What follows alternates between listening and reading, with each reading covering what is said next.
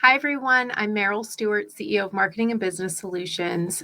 Today, I wanted to talk about being authentic.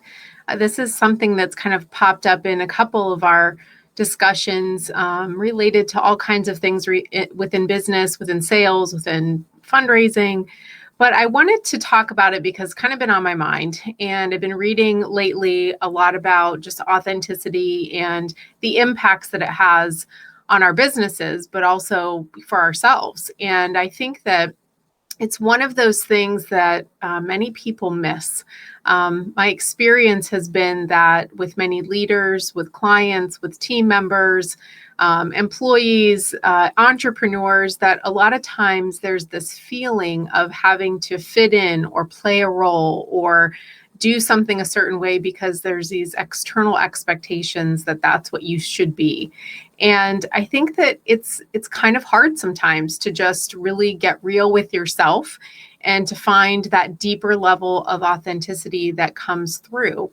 I'll tell you, I don't know that I've ever struggled with being authentic. Maybe coming into my own, embracing my strengths, really feeling good about that as a grown person probably took some time, and I would say probably into my early 30s. But I think the level of being authentic is something that is something you can learn from others. It's something that maybe you learned from your parents or a guardian or an aunt or a boss, and it can kind of be picked up along the way. But my experience with it has been that when people aren't authentic, you can see right through them. You can see right through whatever they're selling, whatever they're pitching, whatever it is that they're trying to get you to do, because you can tell that, one, they don't enjoy it, two, that they don't really believe it, and three, that in some way it kind of goes against their grain. It goes against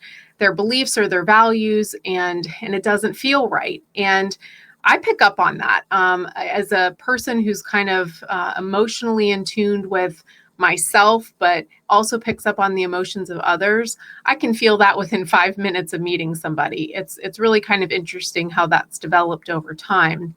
But I think that when you're really true to who you are, when you smile, it comes through. When you have joy, it comes through differently. When you're really passionate about something, it comes through differently when you're being authentic.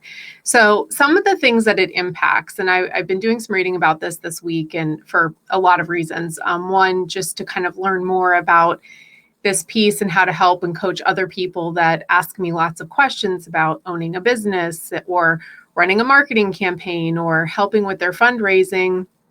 I have to be able to give authentic and genuine answers. I guess I could give fake ones, but that's not really who I am or what's true for me. I, would rather tell someone the good, the bad, the ugly, how hard it's going to be and how great the rewards are going to be than, kind of sugarcoat it into something that's not real, that sets false expectations. That's not going to feel good for me, and it's definitely not going to feel good for our clients.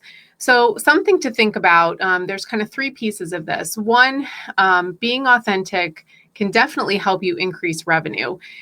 People have a greater connection to someone who is genuine, authentic, passionate, excited about the work that they're doing or the work that they're pitching. So if I go out, let's just say I take a sales job, and my husband reminded me this many times over the years because he has a great background in sales, but he's like, I don't want to sell something I don't believe in. And the main reason is because it's really hard to sell something that you don't believe in. It's really hard to convince somebody else that they should buy something that you don't believe is as great as you're, promoting it or marketing it or however you're positioning it. So being authentic can help increase that revenue. If you know and feel passionate about the product or the service that you're offering, you're more likely to increase sales because people are going to buy into that. They want to be attracted to that energy. They want to be attracted to your excitement. They want the results that you're saying that they're going to get, because how you're saying it is just as important as what you're saying. The second piece is relationships. I know I've sat in many nonprofit donor meetings with someone who is not authentic, and then had the donor ask me in private conversations later, does that person even like what they do? Because they didn't come across as genuine or authentic at all. And it's interesting because, internally, while that person's speaking, I'm thinking, what are you doing? Like, this isn't the direction to go. And then we have to have side conversations about, how to kind of correct behavior, or with a donor, how to help get them back on track because someone else kind of, took a route that maybe, set things off course. So if you're authentic and real in relationships, with your donors, with your clients, personally, it sets everything up for a different level of success. You don't have to guess what each other is going to do or what each other is going to say, because you know that you're dealing with the real person, with the real expectation that's set out there, with the real results that you're going to get, or the feedback. I don't tend to align myself with people who aren't real. I just want the real story, the real scenario, and that doesn't matter if it's good or it's bad or it's hard. It doesn't matter to me. I would just rather know than to be guessing or second guessing what that might look like. So when it comes to business or donor relationships, or anything that has relationships involved, which is pretty much most things, it's really important to be authentic and to be real about it. And I've noticed that when I align myself with people like that, we tend to be friends longer. We tend to support each other differently and better, because we don't have to wonder, why we're friends, why we're associating with each other, or in the business sense, I don't have to worry, or the other person doesn't have to worry that I'm trying to sell them something that's a hidden agenda, or is going to make me better position me as a professional and not really think about their interest. So those types of pieces are really important, and it will definitely increase and boost your relationships if you can be more authentic. And the third is, I think being authentic attracts a certain type of person or people that you associate with. I've been in situations where I feel like I'm not talking to my people, and not that they're not on the same, wavelength as far as experience or professional experience or personal experience. It's not really about that. It's about having an understanding of the fact that I'm coming across to somebody in a very clear and direct manner.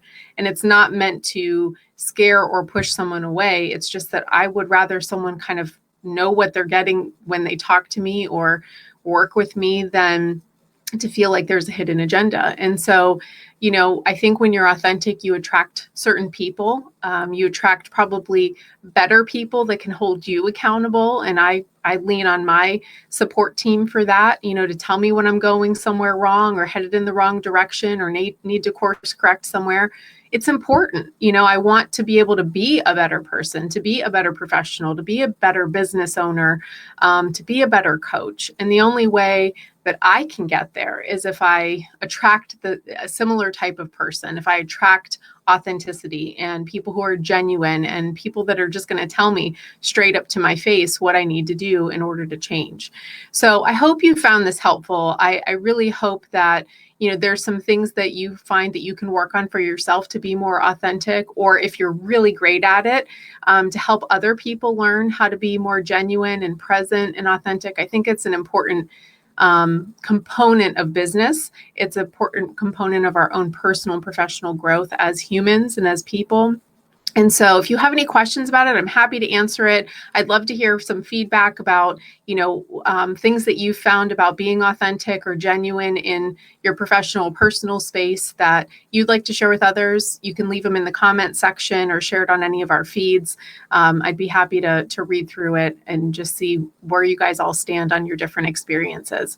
If you'd like to learn more about what we do, please visit www.mymabs.com. That's MYMABS.com. And I hope to see you on our next episode. Thanks. Bye-bye.